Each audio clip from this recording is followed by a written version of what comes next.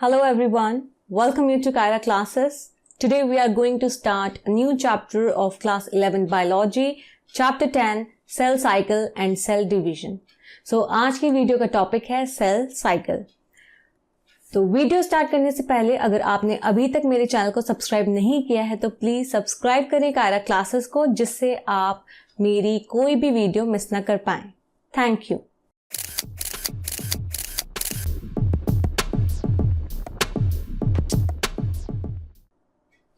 सो basically cell cycle क्या होता है? तो सेल साइकिल एक सीक्वेंस है इवेंट्स का, जिसमें जो सेल है वो अपना जीनोम डुप्लीकेट करता है. जीनोम मतलब होल डीएनए या कंप्लीट डीएनए, उसको वो डुप्लीकेट करता है, या जो सेल के जो कॉन्स्टिट्यूएंट्स हैं उनको फॉर्म करता है, और इवेंचुअली ये दो डॉटर सेल्स में डिवाइड होता है. तो बेसिकली ये जो सीक्वेंस है इवेंट्स, मतलब ये जो इवेंट्स के जो सीक्वेंस हैं उन्हीं को हम कहते हैं सेल साइकिल. सेल डिवीजन एक बहुत इंपॉर्टेंट प्रोसेस है जो कि सारे के सारे लिविंग ऑर्गेनिजम्स में होता है. During the division of a cell, DNA replication and cell growth also takes place. तो जब सेल डिवाइड होता है, जब सेल डिवाइड हो रहा होता है तो उसके साथ डीएनए रेप्लिकेट होता है और सेल जो है वो ग्रो करती है. ये जो सारे प्रोसेसेस हैं जो कि जैसे सेल डिवीजन, डीएनए रेप्लिकेशन और सेल ग्रोथ, तो ये एक कोऑर्डिनेटेड वे में होते हैं, जिससे करेक्ट डिवीजन हो और जो प्रोजेनी सेल्स हैं जिनका फॉर्मेशन हो रहा है प्रोजेनी सेल्स का, उनमें इंटैक्ट जीनोम्स प्रेजेंट हो. So basically cell cycle is the sequence of events by which a cell duplicates its genome. जैसे मैंने भी आपको बताया कि वो अपना जीनोम अगर डुप्लीकेट कर रहा है और जो सेल के कॉन्स्टिट्यूएंट्स हैं उनको फॉर्म कर रहा है और इवेंचुअली फिर वो डिवाइड कर रहा है, और क्या फॉर्म कर रहा है? दो डॉटर सेल्स, उसे हम कहेंगे cell cycle. Although cell growth in terms of cytoplasmic increase is a continuous process. अगर हम बोले सेल ग्रो कर रही है तो बेसिकली सेल ग्रोथ का मतलब होता है, अगर हम साइटोप्लाज्मिक की इंक्रीज की बात करें, बेसिकली साइटोप्लाज्म इंक्रीज हो रहा है. ये कॉन्टिन्यूस प्रोसेस है.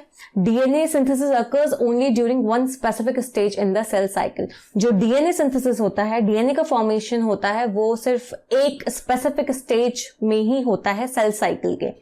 The replicated chromosomes DNA are then distributed to daughter nuclei by a complex series of events during cell division. These events are themselves under genetic control. अब ये जो replicated chromosomes हैं DNA, वो फिर daughter cells में distribute, मतलब daughter nuclei में distribute होते हैं एक कॉम्प्लेक्स सीरीज ऑफ इवेंट्स के दौरान. मतलब एक कॉम्प्लेक्स सीरीज ऑफ इवेंट्स के थ्रू वो डिस्ट्रीब्यूट होते हैं डॉटर न्यूक्लियाई में ड्यूरिंग सेल डिवीजन. और ये जो इवेंट्स हैं ये खुद भी जेनेटिक कंट्रोल के अंडर होते हैं. नाउ नेक्स्ट है हमारा फेजेस ऑफ सेल साइकिल. तो कौन कौन से फेजेस हैं सेल साइकिल के? एक टिपिकल यूकैरियोटिक सेल साइकिल की अगर हम बात करें तो is illustrated by human cells in culture. तो ह्यूमन सेल्स को जब कल्चर किया गया तो एक टिपिकल यूकैरियोटिक सेल साइकिल को इलस्ट्रेट किया गया by human cells in culture. ये सेल्स डिवाइड करते हैं हर 24 घंटे में. However, this duration of cycle can vary from organism to organism and also from cell type to cell type. अब ये जो देखा गया कि जो सेल्स है ह्यूमन सेल्स, ये हर 24 घंटे में डिवाइड कर रहे हैं, लेकिन ये जो ड्यूरेशन है सेल साइकिल का वो चेंज हो सकता है ऑर्गेनिज्म से ऑर्गेनिज्म और सेल टाइप से दूसरे सेल टाइप में वेरिएशन शो हो सकता है सेल साइकिल के ड्यूरेशन का. Yeast for example can progress through the cell cycle in about 90 minutes. अब ईस्ट की अगर हम एग्जाम्पल लें, ईस्ट की बात करें तो उसकी जो सेल साइकिल होती है वो 90 मिनट्स में पूरी हो जाती है. तो सेल साइकिल डिवाइडेड है दो बेसिक फेजेस में. पहला है इंटरफेज और दूसरा है एम फेज, जिसे हम कहते हैं mitosis phase. So basically interphase की बात करूं तो ये G0, G1, S और G2 ये सब बनाते हैं इंटरफेज, और जो एम फेज है जिसे हम माइटोसिस फेज कहते हैं उसमें आ जाता है prophase, metaphase, anaphase, telophase, cytokinesis.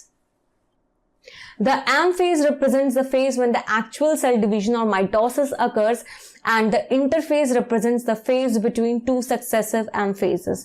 जो mitotic phase है वो represent करता है उस phase को जब actual cell divide करता है या mitosis होता है. ओके, और इंटरफेज बेसिकली एक क्विसेंट या फिर मैं कह सकती हूँ एक रेस्टिंग फेज, या फिर जिसमें डीएनए रेप्लिकेट हो रहा है, ओके, सिंथेसाइज हो रहा है. तो इंटरफेज को हम ऐसे बता सकते हैं. तो इंटरफेज बेसिकली रिप्रेजेंट करता है दो सक्सेसिव एम फेजेस के बीच के फेज को. It is significant to note that in the 24-hour average duration of cell cycle of a human cell, cell division proper lasts for only about an hour. अब 24 our जो मैंने आपको बताया था cell cycle जो है human cell का, उसमें जो सिर्फ सेल डिवीजन या एम फेज जो है वो सिर्फ 1 घंटे का होता है. तो इसका मतलब ये है इंटरफेज जो है वो काफी बड़ा होगा, काफी लंबा चलेगा interphase. Okay, last more than 95% of the duration of cell cycle. The M phase starts with the nuclear division corresponding to the separation of daughter chromosomes, karyokinesis जिसे कहते हैं, and usually ends with division of cytoplasm जिसे हम कहते हैं cytokinesis. तो जो M phase है, माइटोटिक फेज है, वो स्टार्ट होता है किसके साथ? जब न्यूक्लियस डिवाइड होता है. ठीक है, न्यूक्लियस डिवाइड होने का मतलब है कि फिर क्या होता है, डॉटर क्रोमोसोम सेपरेट होती हैं, उसे हम कहते हैं बेसिकली न्यूक्लियर डिवीजन को हम कहते हैं कार्योकाइनेसिस. और फिर फाइनली क्या होता है, साइटोप्लाज्म डिवाइड होता है एंड में, जिसे हम कहते हैं cytokinesis. So division of nucleus is known as karyokinesis और division of cytoplasm is known as cytokinesis. The interphase though called the resting phase. मैंने भी आपको बताया इंटरफेज एक तरह से रेस्टिंग फेज है क्योंकि वहां पे कोई डिवीजन नहीं होता है. ओके, वहां पे और दूसरी चीजें होती हैं. It is the time during which the cell is preparing for division by undergoing both cell growth and DNA replication in an orderly manner.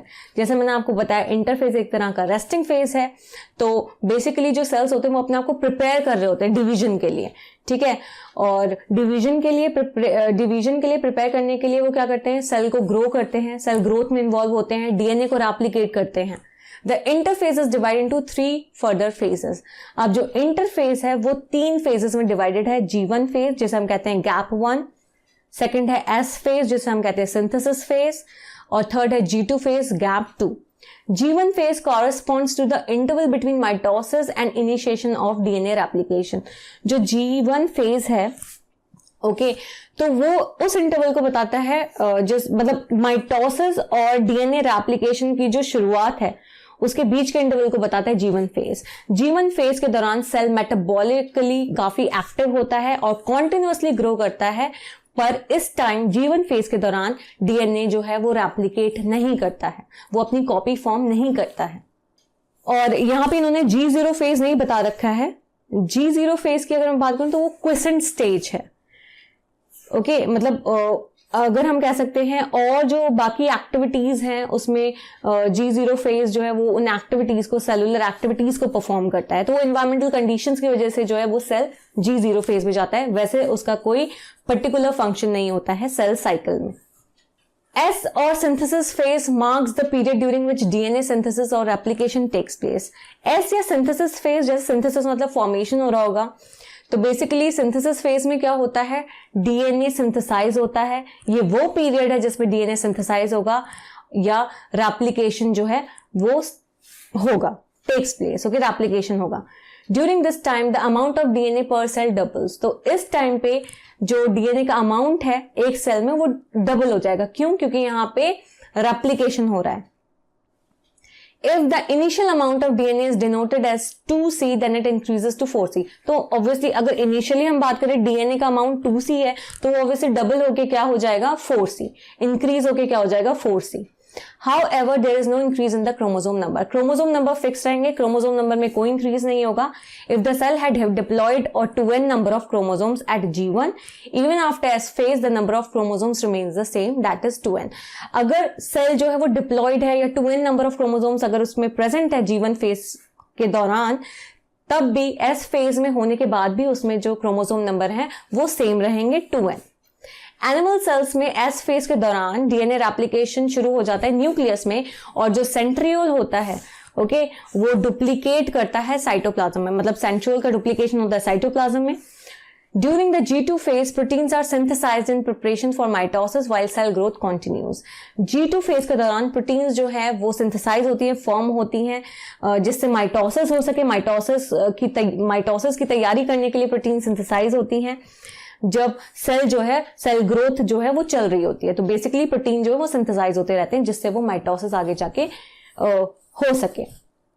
Some cells in the adult animals do not appear to exhibit division, that is hard cells, and many other cells divide only occasionally as needed to replace cells that have been lost because of injury और cell death. कुछ sales होते हैं adult animals में जो कि basically division जो है वो नहीं करते हैं, जैसे एग्जांपल के तौर पे हार्ट सेल्स हैं, और कुछ ऐसे सेल्स हैं दूसरे सेल्स जो कि ओकेजनली डिवाइड करते हैं जब उन्हें कुछ सेल्स को रिप्लेस करना होता है, कभी कोई इंजरी हो गई हो या सेल डेथ हो गई है तो उस सेल को रिप्लेस करना है, तब वो सेल डिवीजन करते हैं। These cells that do not divide further exit G1 phase to enter an inactive stage called quiescent stage G0 of the cell cycle। तो ये जो सेल्स हैं जो कि डिवाइड नहीं कर रहे हैं फर्दर, ओके, आगे जाके डिवाइड नहीं कर रहे हैं, तो वो G1 फेज से निकल के किस में एंटर हो जाते हैं, क्विसेंट स्टेज जो मैंने आपको बताया था G0, जिसे कहते हैं हम इनएक्टिव स्टेज, उसमें पहुंच जाते हैं। Cells in this stage remain metabolically active but no longer proliferate unless called on to do so depending on the requirement of the organism। मैंने आपको बताया था इसमें जो सेल्स हैं G0 फेज में जो सेल्स हैं इस स्टेज में वो मेटाबॉलिकली एक्टिव रहते हैं बट वो प्रोलिफरेट नहीं करते हैं जब तक उनसे कहा नहीं जाता, ओके, जब तक ऑर्गेनिज्म की रिक्वायरमेंट नहीं होती। In animals, mitotic cell division is only seen in the diploid somatic cells। Animals में mitotic cell division सिर्फ diploid somatic cells में देखा गया है। Against this, the plants can show mitotic divisions in both haploid and diploid cells। लेकिन इसके खिलाफ plants में क्या गया है, प्लांट्स में माइटोटिक डिवीजन दोनों में देखा गया है, चाहे वो हैप्लॉइड सेल्स हो चाहे डिप्लॉइड सेल्स हो। सो आज की वीडियो में बस इतना ही। आई होप आपको वीडियो पसंद आई हो। नेक्स्ट वीडियो में हम पढ़ेंगे M phase. Thank you for watching and please subscribe my channel for more videos. Thank you.